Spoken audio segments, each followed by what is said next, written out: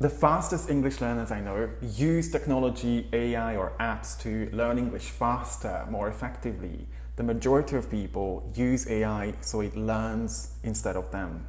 And there are reports, studies coming out saying how technology, artificial intelligence in particular, has a negative effect on our cognitive abilities, which means our abilities to learn, improve and grow, and our memory. So I thought, let's dedicate this video to discovering how I would be using technology, artificial intelligence or apps so I can learn English faster, remember vocabulary and also speak English more fluently. I believe in this era of intelligence and the era of misinformation. There will be two types of English learners in about 5-10 years. The minority, those effective English communicators who understand the learning processes. They know what to do, what to focus on, what activities to do, so their fluency improves. They can get the jobs or keep the jobs that AI is going to take away from a lot of other people. And the majority of people, those struggling English students who just pretend to learn, this is something we call the illusion of learning, by using all this technology, so it kind of makes them feel like they are making progress,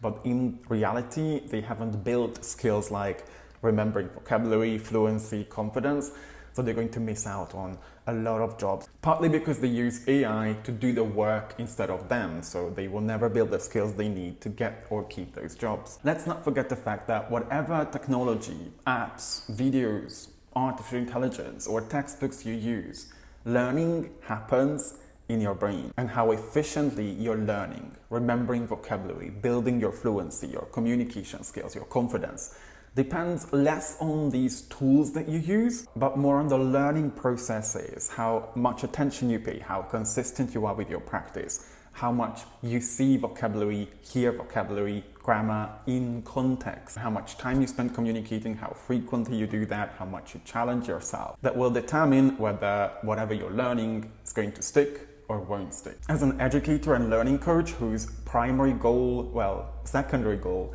is to help my students make progress. The primary goal is to help them feel safe in our community. I feel the need to address this. Technology is a great tool. If you know how to use it, it can actually help you make so much progress. But let's not forget what makes us human. It's our ability to think, our ability to learn, and our ability to create the life we've always desired, which, speaking English confidently, can help us create. There are lots of things AI can actually help us with. It can facilitate or accelerate our learning processes, and this is something I'm going to talk about in the second part of the video. There are a couple of skills that AI won't be able to build or have for a very long time, which humans are likely to be really, really good at. And those ambitious professionals, business owners or academics who master those three incredibly important skills are always going to be able to come out on top, keep their jobs, potentially build a successful business and life for themselves. And these skills include empathy, emotional intelligence, and critical thinking. Now, guess what's one of the many different ways you can improve all three at the same time?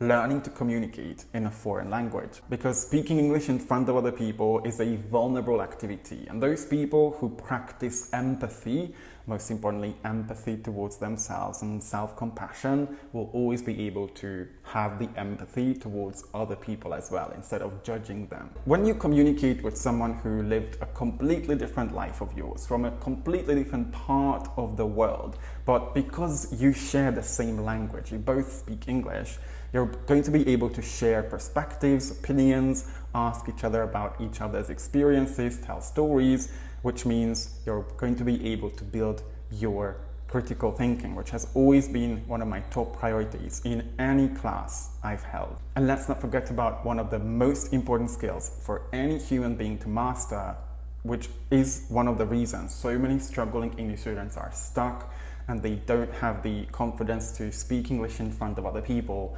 Emotional intelligence. Basically, instead of judging our emotions, I talk about this a lot on my channel, accepting all those emotions and then use the emotions for our own benefits. Now, talking about the skills that effective English communicators prioritize building and maintaining in this day and age of technology, where millions of young and old people waste hours and hours of their lives on their phone for all sorts of reasons.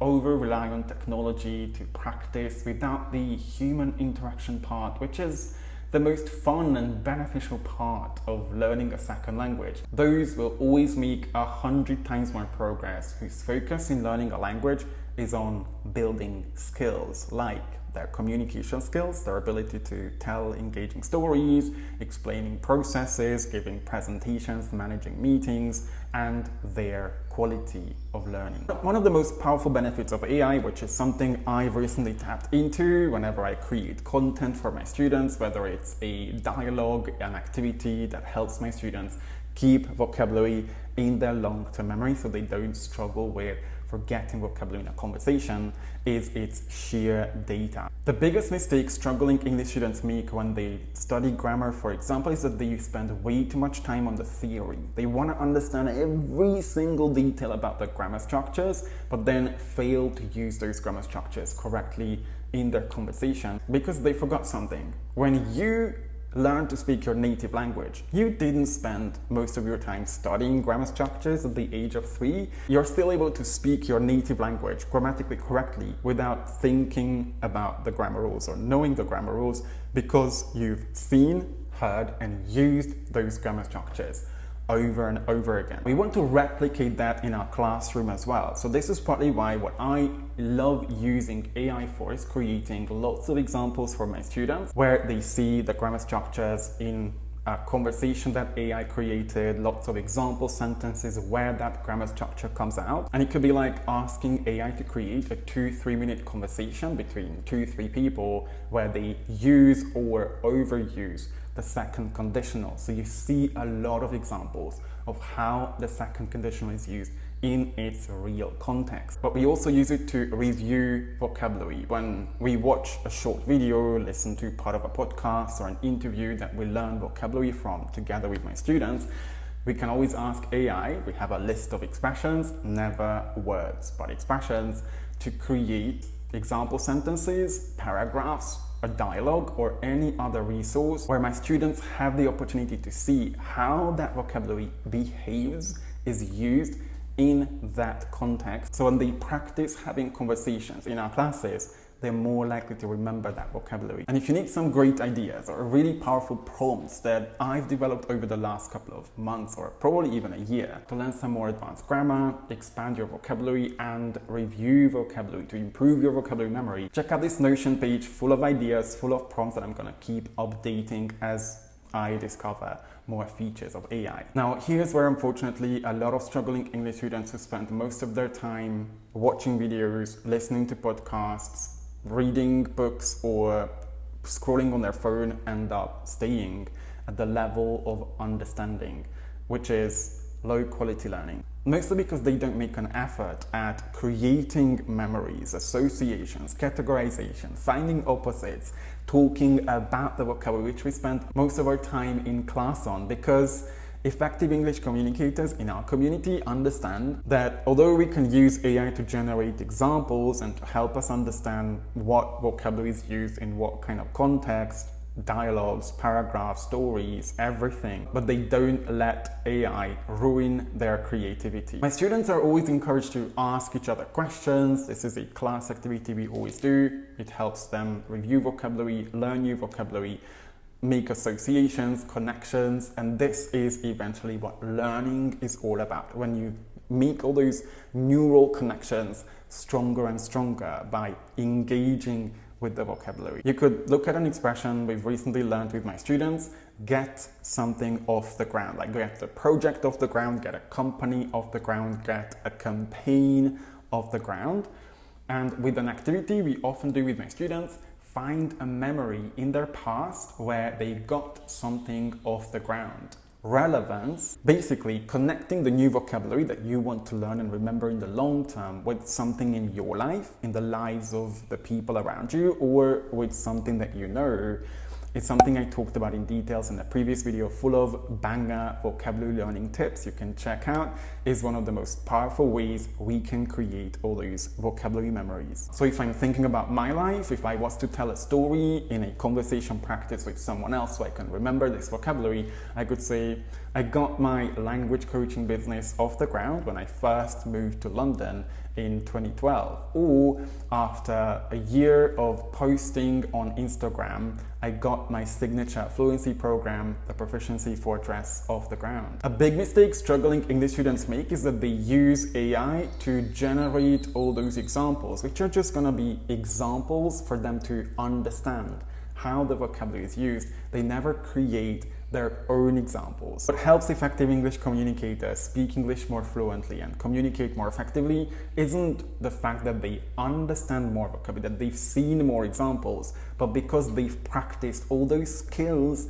that help them speak more fluently, which is something my students get a lot of trainings on. The ability to create memories, so you're more likely to remember vocabulary, recall that vocabulary while you're speaking and putting your thoughts, your ideas into words, and then those words into sentences. None of which AI can help us build, because it's up to us to make the effort and practice consistently so we create those stronger connections in our brain. Another way I love using AI for materials creation for my students is its audio feature, because a lot of struggling English students forget, and the reason they struggle with understanding real fast English speakers is that we don't just want to learn vocabulary based on how it's spelled. We also need to be able to recognize that vocabulary based on how it's pronounced, especially how it's pronounced in context. So this is also true anytime I create a training or materials for my students so they can build their vocabulary.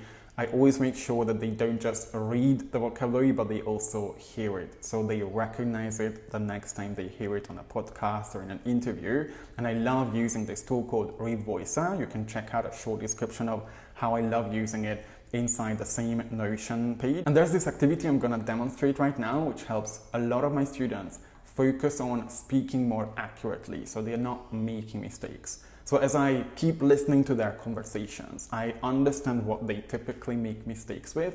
I can always create audio materials that help them pay attention to the typical words or phrases that they make mistakes with so they can learn how to say them correctly. Let's try this and see if you can understand the words that are missing in the sentences that you will hear. So grab pen and paper or your notes app on your phone if you're not watching this on your phone, and listen carefully to the following sentences. Going to the gym the first few times is relatively easy, but you need real commitment if you want results in the long. Going to the gym the first few times is relatively easy, but you need real commitment if you want results in the long. Going to the gym the first few times is relatively easy, but you need real commitment if you want results in the long run. As I was walking past a shop window, a beautiful yellow dress caught my eye, and I was thinking about it the whole day before I decided to go back in the evening and buy it. As I was walking past a shop window, a beautiful yellow dress caught my eye, and I was thinking about it the whole day before I decided to go back in the evening and buy it. As I was walking past a shop window, a beautiful yellow dress caught my eye, and I was thinking about it the whole day before I decided to go back in the evening and buy it. We had a great birthday dinner, but I didn't expect it to set us back quite so much. That place is expensive. We had a great birthday dinner, but I didn't expect it to set us back quite so much. That place is expensive. We had a great birthday dinner, but I didn't expect it to set us back quite so much. That place is expensive. This and a bunch of other vocabulary learning activities that I design to my students really help them move beyond just understanding vocabulary.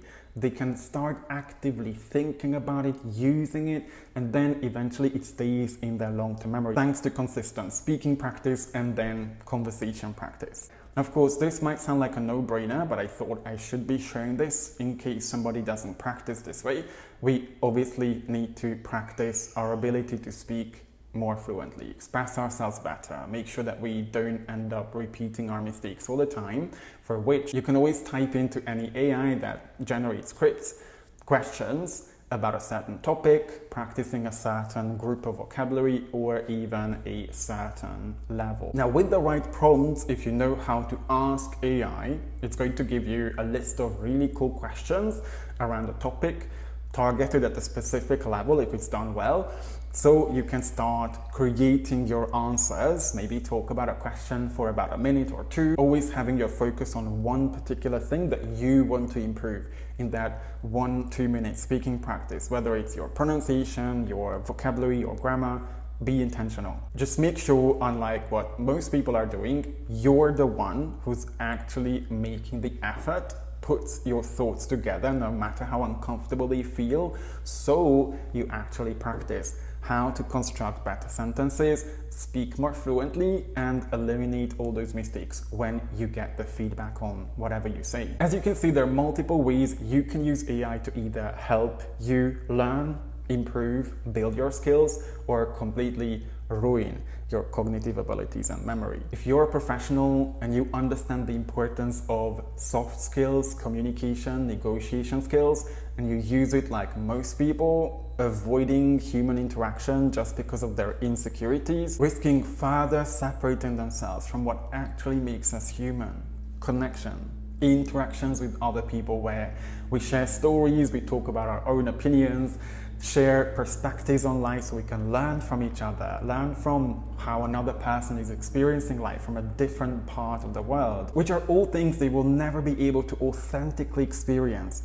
talking with a machine, with AI. So if you focus on using AI for your advantage so you can build the skills while most people just play around with AI, you are going to be able to get the job, the promotion, life in another country, probably own your own business where you can use your ability to speak English confidently and communicate effectively to connect with your clients, with your team, or anybody else you need to speak English with. As long as you use AI as a tool to assist you with that skill building instead of using it to replace all those skill building activities, so you can make better vocabulary memories, remember vocabulary more effectively, and then speak English more fluently. Now, AI is still in its early stages, which is why it's important for us to learn how to prompt, how to use AI for our own advantage, instead of letting AI use us, consume our brain, and then end up completely ignorant, which is what I think a lot of people will end up experiencing. I'm gonna make sure I post more videos on how you can tap into the power of technology so you can start building the skills you need